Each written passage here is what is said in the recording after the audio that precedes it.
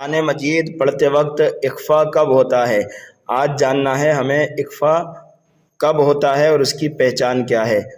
اخفا دیکھیے، نون ساکن یا تنوین کے بعد حروف اخفا میں سے کوئی حرف آ جائے تو وہاں پر اخفا ہوگا، یعنی نون ساکن اور تنوین کی آواز کو ناک میں چھپا کر کے پڑھا جائے گا۔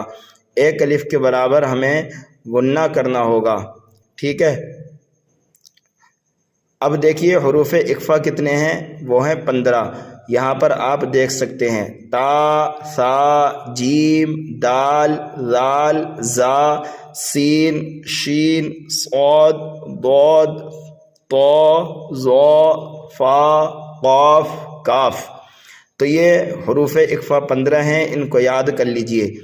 اور دیکھیے کہ نون ساکن یا تنوین کے بعد اگر حروف اخفا میں سے کوئی حرف آ رہا ہے تو وہاں پر اخفا کرنا ہوگا۔ جیسے یہاں پر نون ساکن کے بعد دیکھیے تا آ رہا ہے حروف اخفا میں سے، تو کیسے پڑھیں گے اس کو؟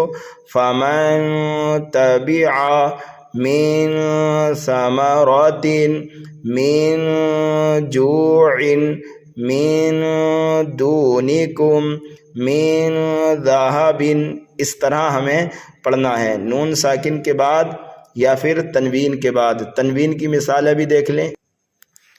یہاں پر دیکھیے تنوین کے بعد صاد حروف اخفا میں سے ہے، اور یہاں پر بھی دیکھیے تنوین کے بعد صاد حروف اخفا میں سے ہے۔ یہاں پر تنوین کے بعد ضاد حروف اخفا میں سے ہے۔ کیسے پڑھیں گے یہاں؟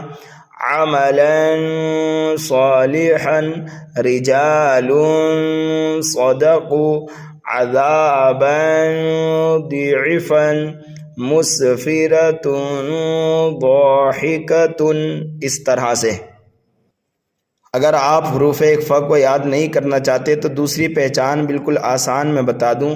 تنوین کے بعد یا نون ساکن کے بعد حروف حلقی میں سے یا پھر حروف یرملون میں سے یا پھر الف اور با کے علاوہ کوئی حرف آ جائے تو پھر وہاں پر اخفا ہوگا، یعنی حروف حلقی، حروف یرملون، الف اور با کے علاوہ جو بھی حرف آئے گا وہ حروف اخفا میں سے ہوگا، وہاں پر اخفا کرنا ہوگا۔